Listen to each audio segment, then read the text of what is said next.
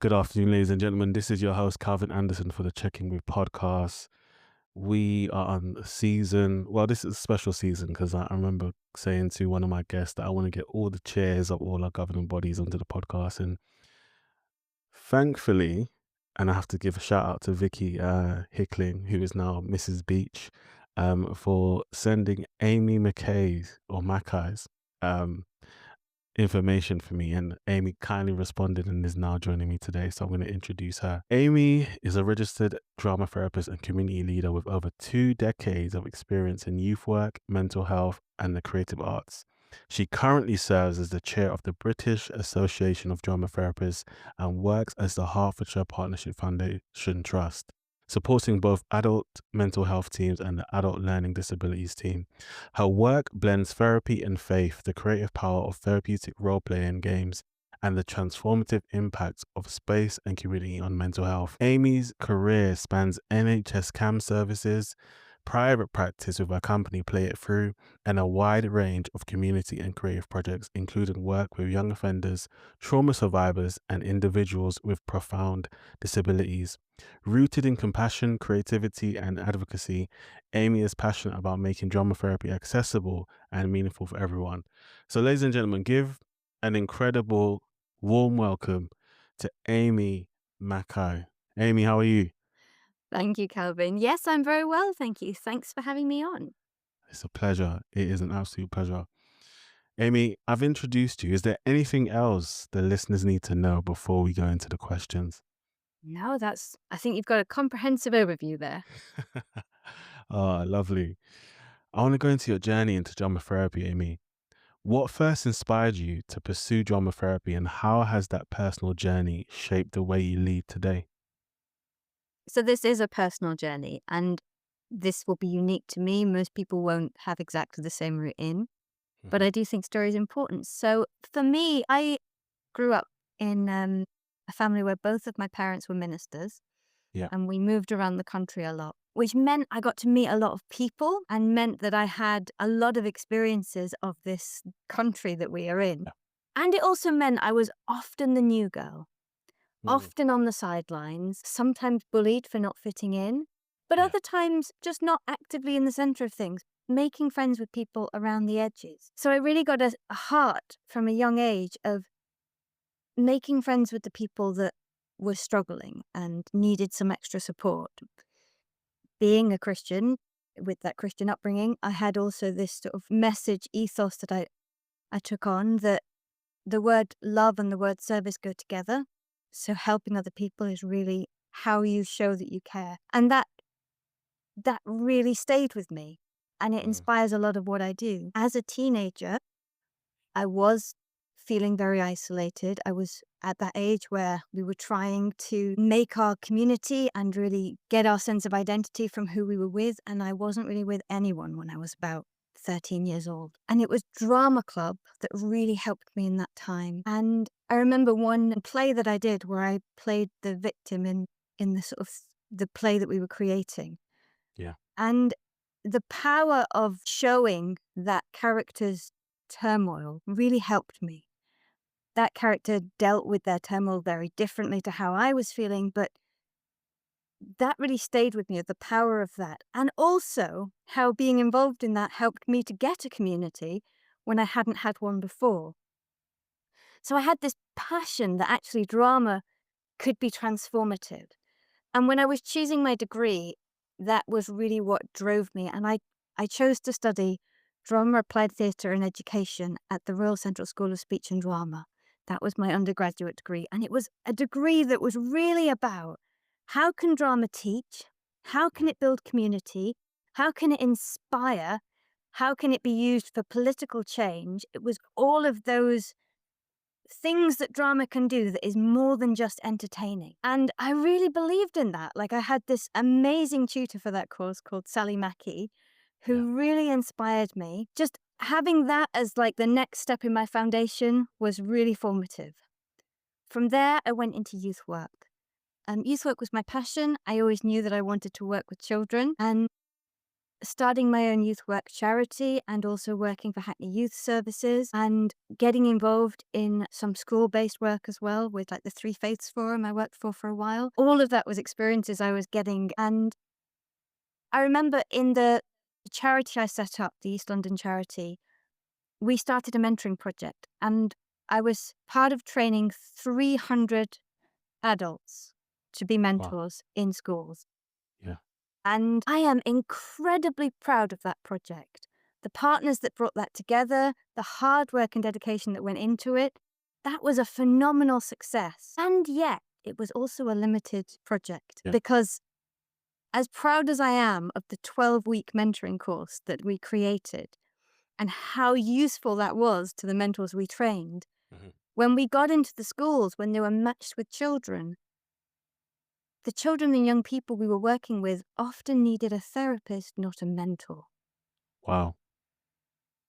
And I really started to see that as I supervised these mentors who were coming to me and saying, well, this is what you've trained me in, and this is what I'm seeing, and I don't feel equipped. And there was a demand for that project, and schools kept asking, and people kept saying, like, will you train me? And it got to a point where I was like, actually, what I'm doing is working, but it's not the right path. Hmm. And myself and one of the other people that were sort of supervising, we both decided that we needed to change course a bit. We both started doing talk therapy courses. Yeah. And I remember going to like these evening classes to learn about level 2 talk therapy skills. And we were really getting a lot out of those courses in one way. And I was coming away with this question of so what? Mm. Because I was kind of being taught the value of being that person that listens, being that person that understands, not needing to have a solution, but just sitting in the difficulty with someone. Yeah. And that's really important and foundational. But how do you then transform it? Yeah. I wanted a bit more in my toolkit than just that sounds difficult. I can imagine that was hard for you. Yeah. So from there, I did the next course and I went and did it with Place to Be. So it was still person centered, but it Mhm. was including play therapy.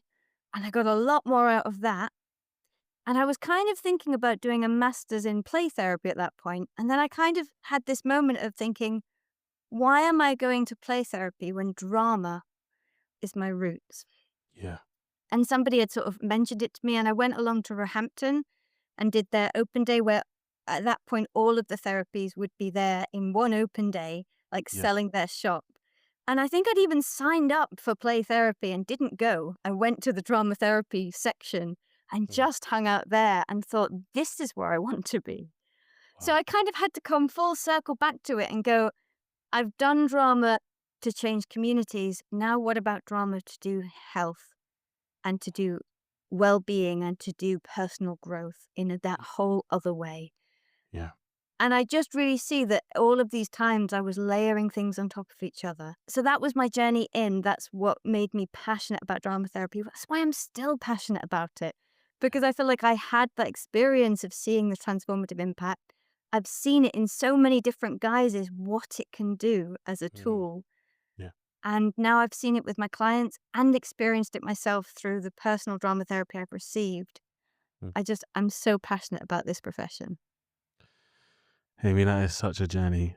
And I love how you mentioned wanting more in your toolkit regards to talkative therapy, um, and how when you was training for the mentorship program, you learned that it was more of they needed more of a therapist and a mentor, and just your transition from okay, this is what I really want to do, this is what I want to do, to now being exposed to drama therapy and saying, no, this is actually where I need to be, especially with your experience in drama, and then knowing now that okay, I can actually use this thing that I'm very passionate about to create places of healing, which I think is so powerful.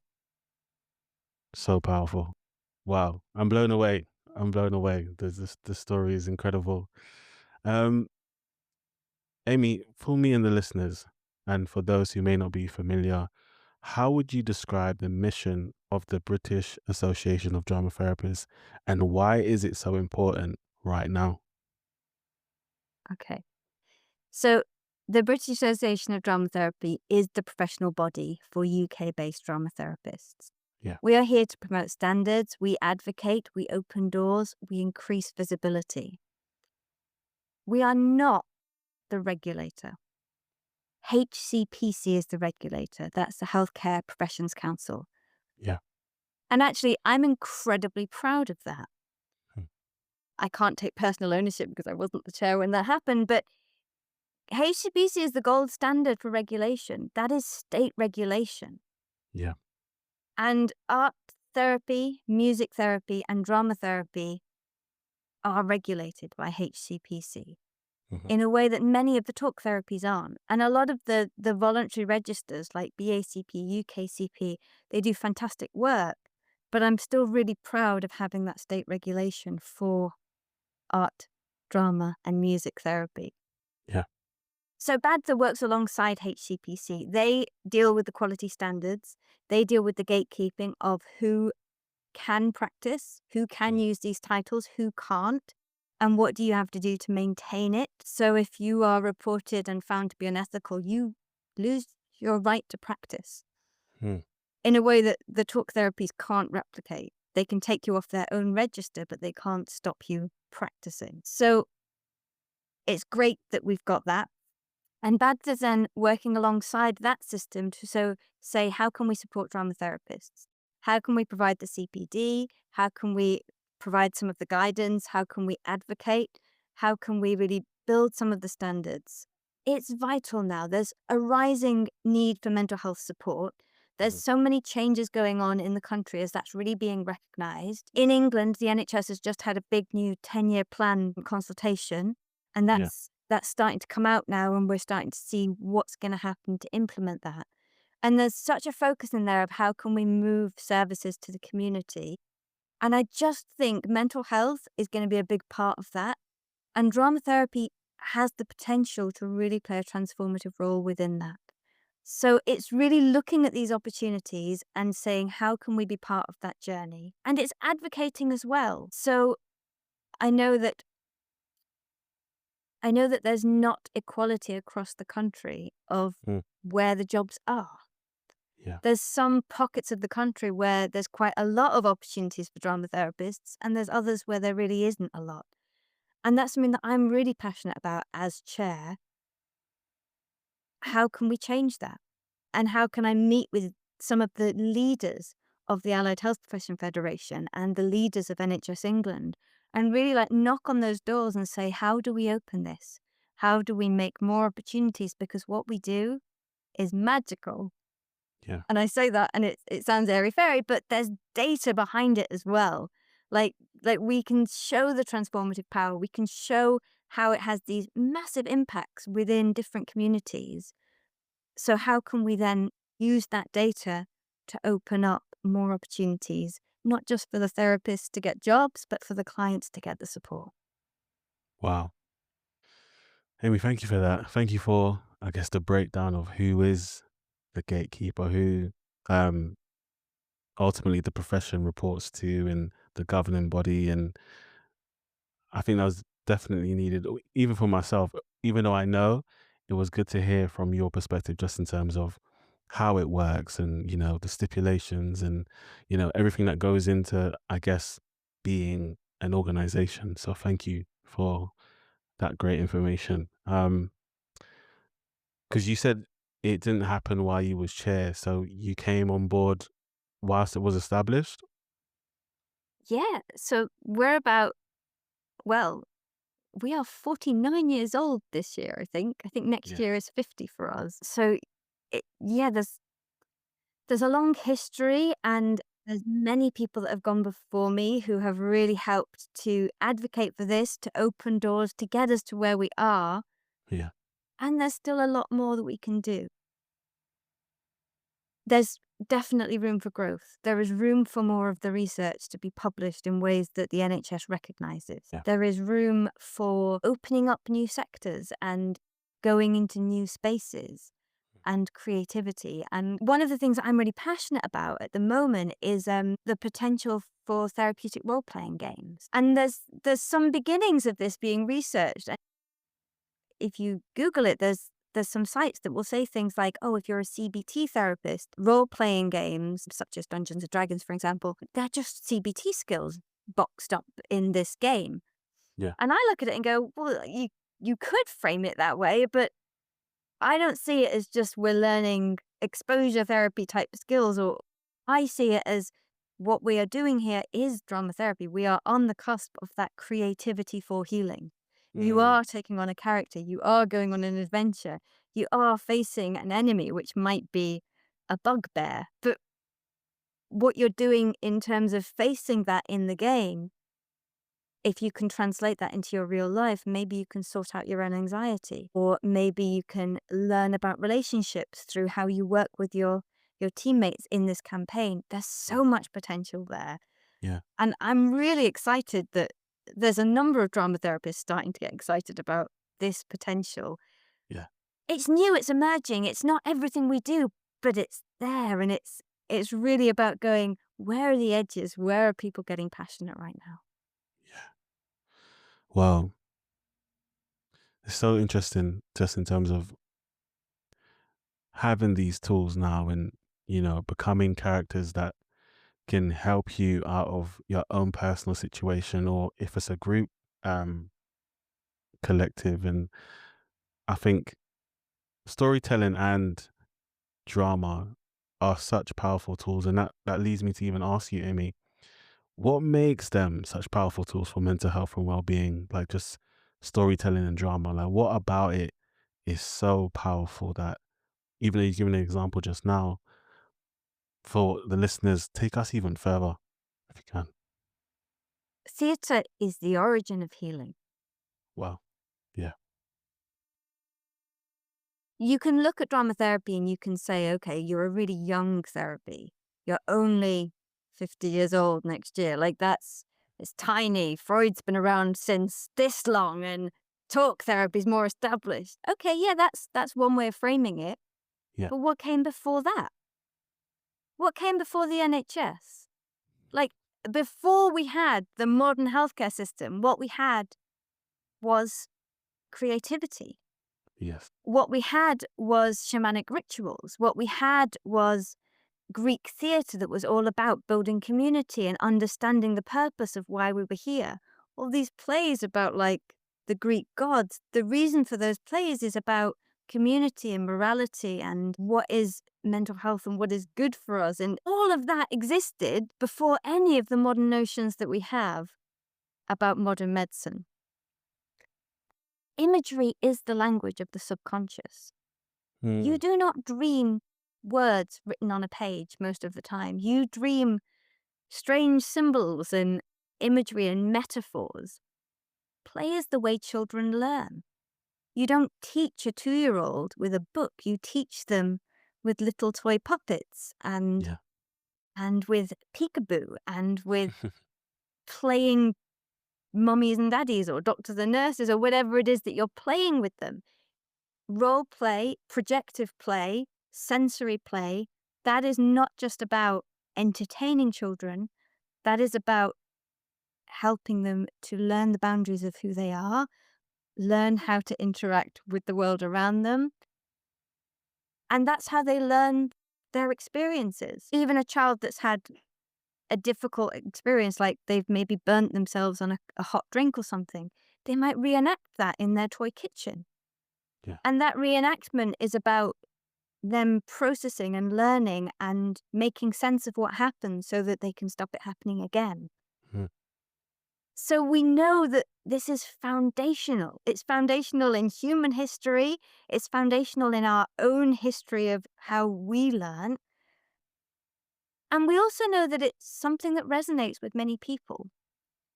How many times have you heard someone say, I didn't cry when, for example, my mum died, but I mm, did cry when I heard that song on the radio? yeah. Or that movie always gets to me. I always cry when that scene in that movie comes on. Yeah. So, okay, what is that about? Why are these songs and these stories getting to us in that way? Because of the power of it. Because it's not speaking to like the analytical part of your brain, it's going much deeper to this experience of what it is to be human. Drama externalizes inner experiences. It makes them safe so you can explore them. So maybe my own bereavement is too close to touch, Mm. but Mufasa in The Lion King, maybe that's safe enough to touch. Maybe I can fully go there and be in that moment of the grief of it in a way that I can't quite do for my own self right now. But Wow. in going there, I can bring some of it back. Storytelling helps to reframe things, it helps to build resilience. Also, drama brings embodied techniques. Whether Mm. you're using movement, which then brings the somatic elements of therapy into the creative drama therapy, or maybe you're also using something like mask work, which is using body language a lot in Yeah. terms of I've taken away facial expression, so now I have to use my body to show you what I feel. Mm. Any of these creative things, they're supporting regulation, they're supporting emotional expression. These types of therapies are especially effective for some clients with maybe limited verbal communication or maybe neurodiverse clients. Yeah.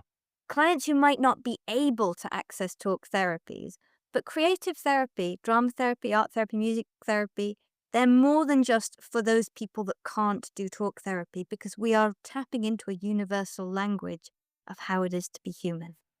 Mm. Amy, I'm gonna have to get you on for part two, you know. I know we haven't finished, but there's something you just said so powerful and it almost made me emotional when you said about maybe my grief and my bereavement isn't, I can't go into that right now, but watching Mufasa and, you know, the passing in that scene, maybe I can fully emote and give myself to that and just touch that for a bit before I can get into my own. That was so powerful. And I hope when the listeners hear that, it gives them an opportunity to allow their tears and the emotions to come out. And then hopefully soon and in time, in their own time, be able to look at their own pain internally as well. Wow. And you're so right. What was before all these establishments and organizations, it was expression, it was creativity, it was theater. So, yeah, yeah, I'm blown away. I'm blown away. Amy, this leads me on to ask you about the challenges in the field. What are some of the biggest challenges drama therapists are facing today, whether it be in healthcare, education, or a community setting? We've done a lot to advocate for drama therapy, but I still think there's a lot more work to do.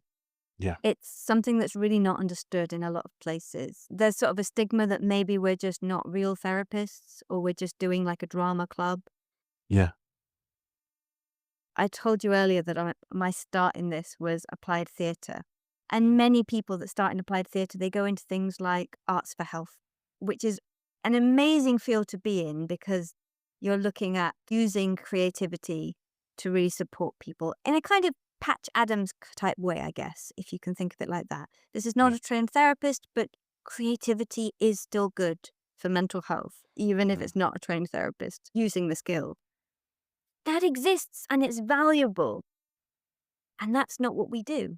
There's something more that drama therapy is trained to do. It goes deeper.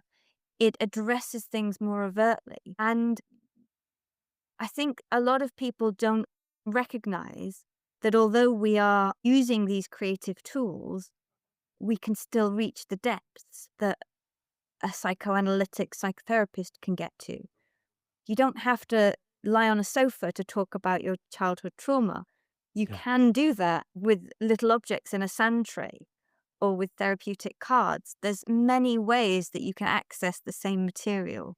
mm, So that's one thing, understanding what we do and the impact we can have. Another is research.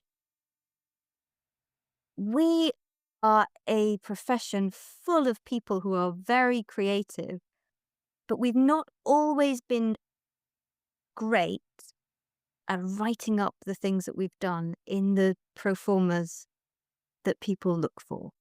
Yeah. So we have got into the NICE guidance. That's the guidance that the NHS uses to say what works for what conditions. We are recognised there for psychosis, and that's Mm. amazing. But there is so much more that drama therapy can do that is not yet recognised in NICE. So it's about going, okay, we are working with dementia, we are working with trauma, we are working in child and adolescent mental health, we are working in depression and anxiety and eating disorders, and we're working in all of these places. How can we write that up? How Mm. can we not only have the job that we're in, but help to open more doors for more people? And I think that's one of the roles of BADFA. How can we support our members to really capture and share what they're doing so that Yeah. it's not just about how can I benefit myself, but how can I rise my whole profession? Challenges: culturally responsive and inclusive practices are always important. Drama therapy is founded in so many things. I talked to you earlier about shamanism and Greek theatre. Like, we've got such deep origins in so many places. Yeah. And it's really about recognizing that and going, okay, we've got all of these rich tools. How can we make sure that we continue to acknowledge sources, to empower all communities, to make sure that we as a profession are representative? Mhm. It's all of those things coming together and saying, this is not meant to be just a group of people who look one way for one set of people. And it's always about going, how can we keep broadening and deepening those experiences? And I'm so proud of the work of the British Association of Drama Therapists Inclusion and Visibility Subcommittee on this. Yeah. They really champion work around race, around religion and spirituality, around disability and illness, and around LGBT plus inclusion, as well as many other kinds of inclusion and visibility. But it's about going, there's always more that can be done there. Yeah. There's always more depths that we can go and more things that we can keep learning from each other, learning from our clients, learning in terms of how we encourage different people to come into the profession as well. Mhm. Just yesterday, I was speaking to someone about her journey in mental health and her feeling that her Turkish community didn't really recognize mental health. Mm. And so there's always new areas about, well, how do we cross different cultural divides, and how do we say to different communities, this is for you. This uses your tools and can be adapted to a way that works for your community as a genuine tool that can heal. Another challenge I would say is therapist burnout. Yeah. And I don't think that's specific to drama therapy. I think that's across the field in mental health. Mhm. But we're working in very challenging situations, often with very traumatized clients. And often we might be the only creative therapists in the multidisciplinary team. If there is a team, we might be the only creative therapists in a team of teachers who are not mental health trained at all, or Mm. depending on what setting. But how much we're holding and how much we feel supported to hold that is always something that has to be considered. The British Association of Drama Therapists has a supervision register, and we really encourage all of our members to have that regular supervision. Mhm. But that alone doesn't stop burnout. It's also about having that peer support network and those Yeah. opportunities to come together and share, this is happening, what can I do? I'm a bit stuck with this, and to really feel heard, seen, supported. In the British Association of Drama Therapy, we had some financial difficulties last year. Yeah. And this year, as we rebuilt the finances, we really did talking circles and brought the members together. And that was the main thing they talked about. We love this association because it provides that networking. It provides that support. When I felt alone in my NHS job, the NHS committee helped me. When I was trying to start a new provision in the school, the education committee helped me. Those committees, the work they're doing, the way they support our members, Yeah. that's the value. But the value's there because of the challenges and how much support is needed to work in the way that we work. Mm. So much compassion, Amy. I love that there are different areas where people within the drama therapy world can go to depending on what's happening in their lives, or like you said, burnout, or you know if they need a place to offload and speak about the work and things that are going on in their life. So I love that there's these different, what should we call it, safe spaces in place for each member to go to. Amy, without breaking confidentiality, can you share a moment or story that illustrates the transformative impact drama therapy can have? There are so many things I could talk about for this question. And the confidentiality is a big one, so I am going to be careful. I'll give you some overviews that really don't go into detail, and then I'll try and talk about something I'm passionate about. So, Please. I've seen clients who have severe anxiety, who in a very short amount of time have made some huge changes and started engaging in things that just wouldn't have been possible for them before. I've worked with other clients where it's been really long-term therapy over a number of years, but it's like an onion of peeling back layer and layer until you really get to something of like, there's been so much transformation here and the healing goes really deep now. And both of those, like whether it's short term, like wow, or whether it's the longer term sort of emerging, it's a privilege to be with people in those journeys. There was a residential that I did for young adults who were trauma survivors, and it was nature based. It was in a national park, and it was really about engaging with the landscape as a metaphor for some of the experiences they've had. So how is it to grow up in the wilderness that they had experienced because of the abuse that they'd experienced, some of the other difficulties they'd had. And nature gives this amazing ability to see things in a different perspective. We know that nature is healing anyway. We know that advice of like, just go for a walk. It's good advice for a reason. And actually, if you can take therapy out of a room and take it out into nature, the impact to do some really deep work is so profound. I really remember that retreat and how important it was for the people that went there in terms of letting go of some of the experiences that had defined that section of their life, Yeah. really being ready to then do something different and step out into freedom, I remember one of them saying.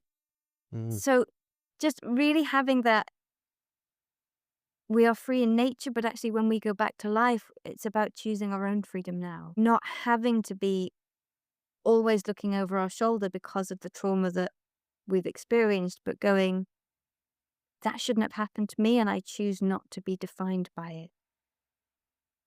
And I don't want to make that sound overly simple because it isn't. And I never want to make trauma recovery sound like a simplistic thing, but I do think those profound moments of realization and going,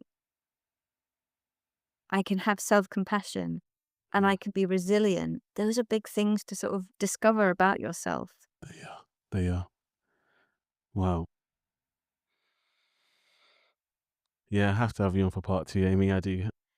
Looking ahead, Amy, what is your vision for the future of drama therapy, and how can professionals, policymakers, and even the public help support that vision? There's a few things that I'm really passionate about. So about half of drama therapists in the UK are members of the British Association of Drama Therapists. Okay. And I would love to see that number pushed up. We are doing so much to advocate for this profession. We are doing so much to create new opportunities to support members. I would really love it if more people valued the membership fee and really wanted to be part of that. I'm also really passionate about, think I told you earlier, this idea of the postcode lottery, of Yeah. where the jobs are. That's something that I've really been focusing on at the moment. So I'm employed full time in the NHS. So everything I do for the British Association of Drama Therapists is like an unpaid full time job that I'm doing in my evenings, weekends, and annual leave.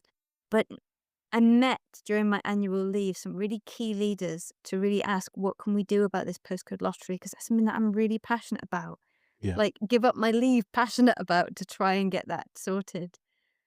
Another thing that's sort of, I really want to get pushed this year and next year, we are not recognized at the moment by the private healthcare providers. Mm. So trying to get that changed, because they do recognize other HCPC professions and they do recognize talk therapy. So there's no reason for our exclusion from that field, but trying to get past those gatekeepers so that members who have private insurance can use that to access drama therapy. That's a really important thing to try and get. And then I just think it's more, how can we integrate drama therapy into different areas? Mm. So there is a drive at the moment to say there should be mental health support in every school. That's amazing. How can drama therapy be a part of that? In terms of thinking about how many different client groups drama therapy can help, Mm. how many more NHS jobs could we create? If every CAMS team had one drama therapist, how many more jobs would that be? If every Yeah. adult mental health team had one, how many more would that be? But Yeah. it's about really pushing to say, like, consider us. Even if you don't advertise specifically for, we want a drama therapist, even if you're advertising for a generic role like CAMS practitioner, can you put on the job description, drama therapists are eligible to apply? Mhm. Can you start to open up more opportunities so that my members who have all of these skills and passions and can make such a big impact can get into those roles and get with the clients and really help the clients in a different way to a lot of what else is on offer? Yeah. Encouraging research and innovation, encouraging collaboration with our partners. We are at the moment in very early stages of working with music therapy and art therapy to look at how can we improve outcome measures to Mm. really help with sort of research side. And there's very early rumblings that there could be a joint conference in the future, which I'm really hopeful that will happen. That would be amazing. But yeah, I mean, I think it also goes back to the foundations of, many drama therapists get to be drama therapists because they start in drama. Yeah. And sometimes that as a profession in itself can be devalued. Don't study the arts, that's a waste of time. You want to be an actor, you're never going to make it. Okay, maybe many people who go into acting do want to be an actor and some will, some won't, but there's more to drama than that one route. And if you devalue and discredit and shut down opportunities and funding for that creative training, that also has an impact on us as a drama therapy community in Yeah. terms of who's coming through. So that's many different things and they don't even all go together. But I think part of being a professional body is we're always spinning plates and saying, how can we push many different doors? Yeah. And knowing which ones to prioritize at each time is also important. But Definitely. it's the more members we have, the more we can do, because the bigger the noise we can make. Amy, thank you so much for your time today. Someone's heard you, and they want to get in touch with you and I guess ask you questions and, find out how they can begin the path of drama therapy. What would be the best way for someone to contact you? So if they want to get in touch with the British Association of Drama Therapy, Yeah. the best way is to email admin at BADTH. Mhm.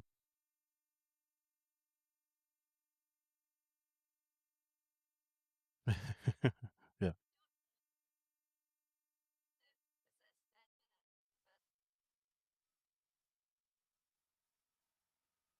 That's the best way to get in touch with the association. They Yes. can then link you up with who there is the right person, the right avenue. Yeah. I think I told you that I'm doing this job voluntarily. Yes. Emails are a huge issue for me just because of the volume. Of course. So I won't, if you'll forgive me, give out my personal one for this. But No, of course. if you go to admin and I am the right person, you will still get to me because that's how it works. That's how it But works. it's really about going. There is a whole community, and I am one person who is giving you one answer to today's questions. Yeah. And Calvin, I would happily come back again, but I will also open up to you that you could invite someone else as well. There are many voices in this profession who I'm sure would speak with as much passion and be able to share their own perspectives, which are equally valid and show the diversity of who we are and what we can do. Wow. Amy, thank you. Before you go, I do this thing where I ask my guests some fun, rapid questions just so the listeners can get to know you better. I'll tailor it to you and what I know about you now. Amy, if you could work anywhere remotely in the world, where would it be and why? Do you know, I'd still want to stay here. Okay. I love traveling. I walked the Camino, and that was an amazing thing to do. That's like walking across Spain. Mm-hmm. It's a 7-week walk for me. So there's many places in the world that I love, but Britain is my home. Mm-hmm. So yeah, I'm living in Hertfordshire at the moment. I'm loving that. The Minack Theatre is also somewhere that will always be close to my heart. So yeah, if I could have like a regular slot on the cliffs of Minack, like looking over the theatre and the sea of Porthcurno, that would also just be a dream for me. That sounds beautiful. Who's your favorite actor, Amy? There are so many. I'll give you five. You got five. Choose five. Okay, well, someone like Dame Judi Dench is Yeah. amazing. I think she speaks with such power, and I love her beginnings in the sort of the Shakespeare stuff, the work with Peter Brook. Peter Brook was also um, really inspirational in the beginning of drama therapy, so I see some of that character in her as well. I'm loving musicals at the moment, so Okay. I'm going to go Lin-Manuel Miranda as my Okay. second. Mm-hmm. And there's so many I could have done. And so there's all these names that are in my head going, oh, you should have said them. But no, I'll stick with it because Hamilton has been going on and Moana's always in my head. So I think what he does with words, what he can do to sort of bring that together is, yeah, amazing. Again, think Phoebe Waller is just really inspirational. Like, I love all of her work, her writing. I'm going to say she is one of my. Can I do top three? I feel like Yeah. the more Top I three. go, the Top more three. I'm like, okay, I've got Top more than I three. can choose. Top three is perfect. Perfect. Great. What is your favorite piece of writing or script writing? If there's like a particular, yeah, good one. Oh, wow. That is such a hard question. And there's, again, so many things. The last thing I saw at the theatre was Shakespeare. So I'm going to stick with Shakespeare because Okay. it it still speaks to me. But I think I think the wit that Shakespeare uses in his work, the physicality of it, the way it sort of layers up, I love it so much. Yeah. Um, yeah, Shakespeare done well, I always find a very, very enjoyable evening. Yeah. I think I've been personally in some school productions of Shakespeare that probably didn't meet that standard, but proper Shakespeare, Yeah. yeah, can't beat it. Okay. And last question for you. What's your favorite scene? My favorite scene? Yeah, either from a play or a movie. Oh, hmm. Okay. You said quick fire, and this is not quick fire. Yeah. I'm doing the deep dive into my. Which one should I say? All right. If in doubt, go back to things you love as a teenager. I used to really, really love the film Moulin Rouge. I used to sing along with like my heart would sing along to the sort of when Nicole Kidman was looking at like One Day I'll Fly Away, and that idea of like wherever you are in life, whatever the thing that's trapping you right now, it won't trap you forever, Mm. and there can be change and transformation. And I don't resonate in exactly the same way with that movie anymore because I don't think I'm in the same place emotionally that I was as a teenager. Yeah. But it's still a scene that really sticks with me as that had a lot of resonance for me at a time in my life when maybe that spoke for something that I was experiencing. Mm. So yeah, I will honor that and remember that in this moment. Amazing. Amy, thank you so much. I just pray God continues to bless you and use you as the chair that you're in the British Association of Drama Therapy, and continue to just, nurture the next generation of therapists, not just in the field you're in now, but the overall scale as well. It's been such an honor to have you today. And definitely part two and more. But no, thank you so much for your time today. Um, Ladies and gentlemen, I have been your host, Calvin Anderson. We have had the incredible Amy Mackay today. Please, if drama therapy is the route that you would like to embark on, as she said, hit up the email, check out the association, and yeah, go for it. Begin your journey when you feel like it's necessary and when it's time to. All right, take care. Speak soon. God bless.